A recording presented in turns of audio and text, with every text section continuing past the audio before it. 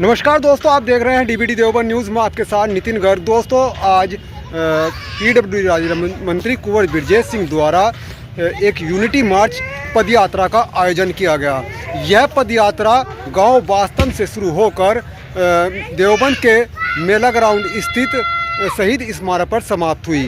उससे पहले यहाँ पर आप देख सकते हैं एक बड़ा मंच यहाँ पर लगाया गया था और यहाँ पर रागनी और एक बच्चों की प्रस्तुति, देशभक्ति प्रस्तुति का कार्यक्रम हुआ और उसके बाद संबोधन हुआ पीडब्ल्यूडी राज्य मंत्री कुंवर बिरजेश सिंह का।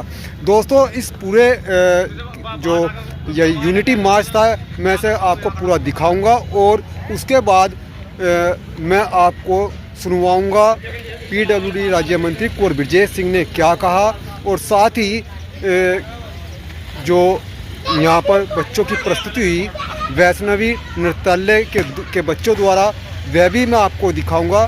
तो दोस्तों, बने रहिए हमारे साथ और पूरा का पूरा यह कार्यक्रम, पूरी की पूरी यह यात्रा कैसी रही मैं आपको दिखाऊंगा, क्योंकि बहुत ही सुंदर यह यूनिटी मार्च, एकता मार्च रहा है।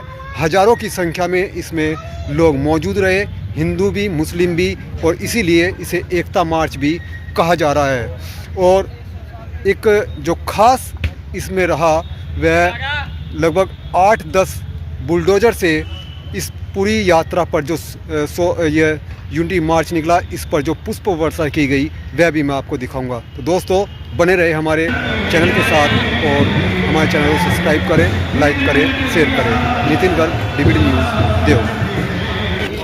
हम सब जानते हैं कि लौह पुरुष भारत रत्न सरदार वल्लभ भाई पटेल जी की जन्म जयंती का ये 150वां वर्ष चल रहा है।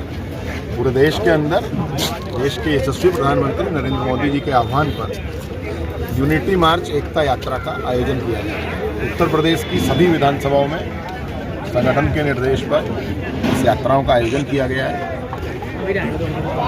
आप जानते हैं कि सरदार वल्लभ भाई पटेल जी ने भारत को एक सूत्र में पिरोने का काम किया।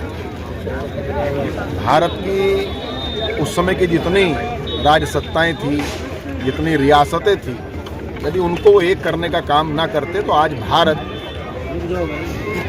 इस रूप में हमें देखने को ना मिलता। उस समय की दो बड़ी रियासत जूनागढ़ और निजाम हैदराबाद, इन्होंने मना कर दिया था। फिर स्वयं सरदार वल्लभ भाई पटेल गए और उनको भारत में एकीकरण के लिए तैयार किया।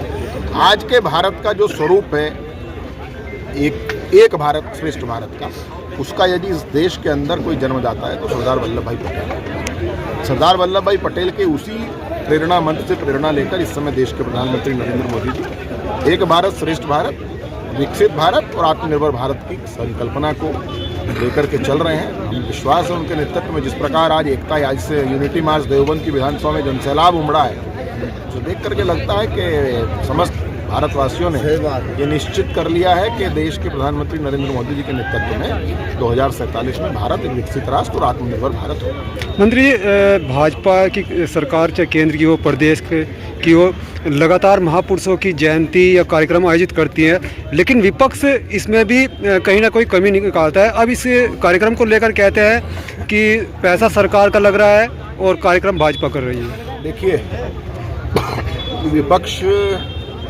इस देश का जो मुख्य विपक्षी दल रहा है, उन्होंने अपने परिवारजनों की सदैव इस देश में पूजा की। पंडित जवाहरलाल नेहरू से लेकर के राजीव गांधी तक देश के प्रधानमंत्री जी ने भारत की पुरानी विरासत को आने वाली पीढ़ी को बताने के लिए इन महापुरुषों की जयंती को मनाने का कार्यक्रम अपने नेतृत्व में कराने का संकल्प लिया है। और हमें खुशी है इस बात की। रानी अहिल्याबाई होलकर जी को इस देश की अगली पीढ़ी नहीं जानती थी। झलकारी बाई जी को, ज्योतिबा फुले जी को, आचार्य विनोबा भावे जी को, इनको अगली पीढ़ी स्मृति से ये विस्मृत हो गई। और जिन महान विभूतियों के कारण ये देश आज़ाद हुआ, जिन लोगों ने उस समय, चाहे रानी लक्ष्मीबाई जी का आज जन्मदिन है, इन सब के ये सब वो नाम है जो भारत की सांस्कृतिक विरासत है। इन विरासत को संजो करके रखना 140 करोड़ देशवासियों की अपनी लगन और निष्ठा का प्रश्न है। हम इस लगन और निष्ठा से इस काम में लगे हैं।